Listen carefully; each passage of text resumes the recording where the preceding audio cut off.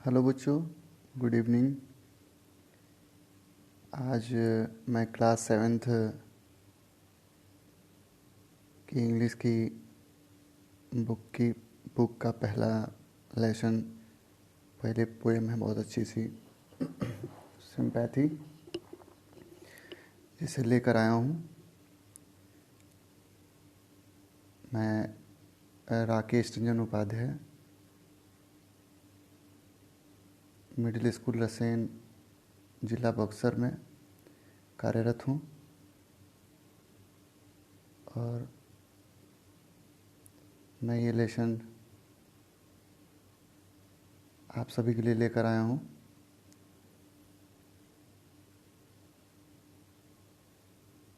A thirsty old man is sitting beside the road.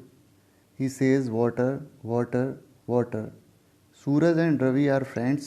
They hear the old man's cry. Suraj ignores it, but Ravi stops near the old man. He takes out his water bottle. He gives the bottle to the thirsty man. The man takes the bottle and drinks water. He thanks Ravi. सबसे पहले हम लोग इसकी हिंदी जानेंगे और हिंदी जानकर और इसके क्वेश्चंस को आप कमेंट में आंसर देंगे। ए थ्रस्टी, थ्रस्टी मीन्स होता है प्यासा। ओल्ड मैन मैंने बूढ़ा आदमी। इज सिटिंग बिसाइड, सड़क के किनारे, द रोड, सड़क के किनारे। ही सेज, एक प्यासा आदमी सड़क के किनारे बैठा है। He says, water water water, और पानी पानी बोल रहा है। सूरज और रवि दो मित्र हैं। दो मित्र हैं जो सड़क के किनारे से जा रहे हैं और दे हियर, हियर मैंने सुनना, hear the old man's cry. Suraj ignores it but Ravi stops near the old man. Suraj ने, इग्नोर मैंने होता है ध्यान नहीं देना। सूरज इग्नोर करता है लेकिन रवि उस बूढ़े आदमी के पास रुकता है। He takes out his water बोतल, वह अपनी पानी की बोतल निकालता है। He gives the bottle to the thirsty man, और वह अपनी बॉटल उस थ्रस्टी मैंने प्यासे आदमी को देता है। The man takes the bottle and drink water. He thanks Ravi, और वह आदमी पानी की बोतल लेता है और रवि को धन्यवाद देता है।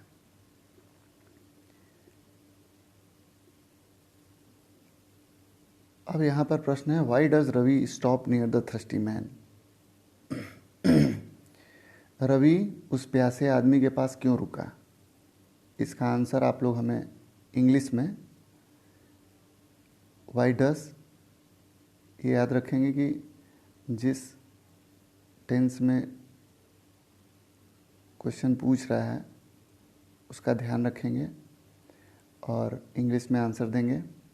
Why does the man thanks Ravi, why does Ravi stop near the thirsty man, उस प्यासे आदमी के पास रवि क्यों रुका। Why does the man thanks Ravi, उस आदमी ने रवि को धन्यवाद क्यों दिया। Do you ever feel sorry for a person in grief, do you ever feel sorry for a person in grief. Grief माने होता है दुख। पर्सन, किसी आदमी के दुख में कभी आपने किसी आदमी के दुख के बारे में कभी सोचा है, या दुख के बारे में कभी आपने क्षमा मांगी है, तो उसके बारे में पूछ रहा है। अब हम सिंपैथी पोयम, चार्ल्स मैके इसके कवि हैं, पोएट हैं। बहुत अच्छी पोयम है ये। इसके बारे में पढ़ेंगे। है I lay in sorrow deep distressed my grief a proud man heard his looks were cold he gave me gold but not a kindly word. I lay, पहले मैं आपको बता देता हूँ जो इसमें इम्पॉर्टेंट मीनिंग्स हैं। ले, लेटा हुआ, सॉरो दुख, डीप मने गहरा, डिस्ट्रेस्ड दुखी, माई ग्रीफ दुख, प्राउड मने घमंडी, हेयर मने सुनना, हिज लुक्स दृष्टि, कोल्ड ठंडा, ही गेव मी गोल्ड, गोल्ड का मतलब यहाँ सोना से नहीं धन से है, बट नॉट ए काइंडली दयालु, काइंड मने दयालु होता है, काइंडली वर्ड मने होता है दयालुता भरे शब्द। अब हम बात करते हैं इसके अर्थ की, इसकी मीनिंग की। आई lay in sorrow deep distress, मैं एक दिन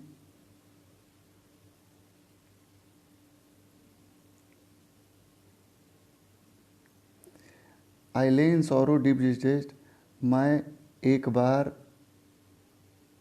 ले इन सॉरो, सॉरो माने दुख। एक बार कवि कहता है कि मैं एक बार मुझे कुछ दुख हुआ, मुझे कोई परेशानी हुई, मुझे कोई बीमारी हुई या मुझे कोई समस्या हुई, उसके कारण मैं लेटा हुआ था। डीप डिस्ट्रेस्ड माने गहरे दुख के कारण, गहरे दुख, गहरी समस्या, गहरी परेशानी के कारण मैं एक बार लेटा हुआ था।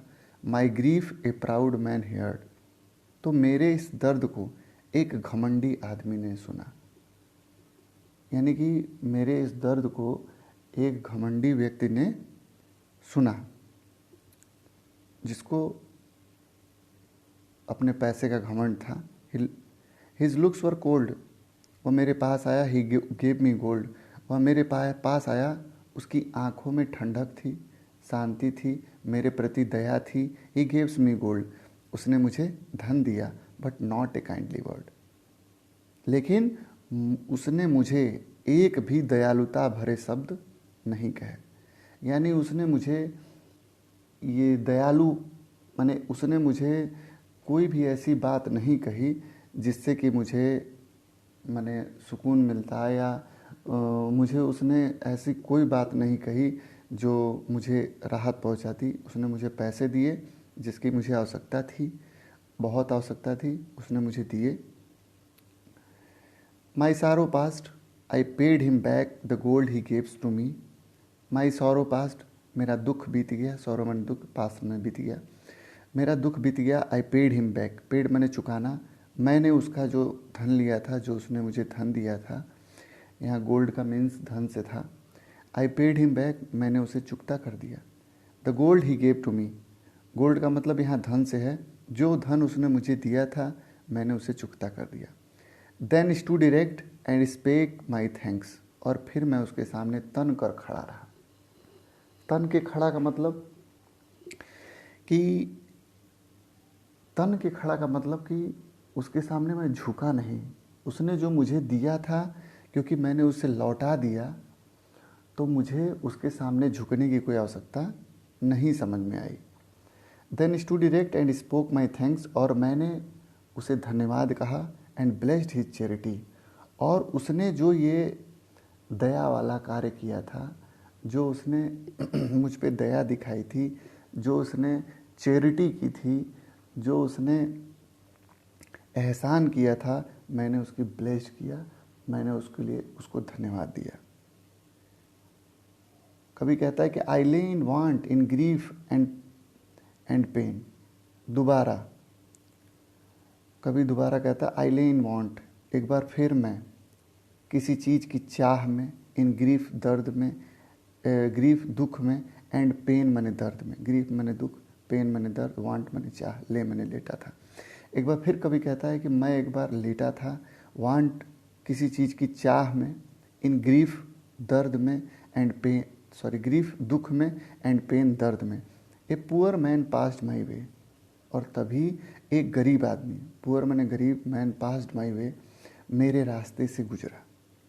ही बाउंड माई हेड, उसने मेरे बाउंड मैंने दबाना, हेड मैंने सर को, उसने मेरे सर को दबाया, ही गेव मी ब्रेड, उसने मुझे रोटी खिलाई, he watched me night and day, और उसने मेरी दिन रात देखभाल की, सेवा की, वाज्ड देखभाल करना, उसने मेरी दिन रात देखभाल की। How cell I pay him back again. अब आप बताइए कि how cell I pay him back, उसने जो जो मुझे किया वो मैं उसे कैसे चुकता कर सकता हूँ। How cell I pay him back again, मैं उसे दोबारा, उसने जो मेरे लिए किया मैं उसे कैसे चुकता कर सकता हूँ। For all he did to me, जो उसने मेरे लिए किया था जब मेरे ख़राब दिन थे। Oh God is great, oh gold is great but greater for in heavenly sympathy.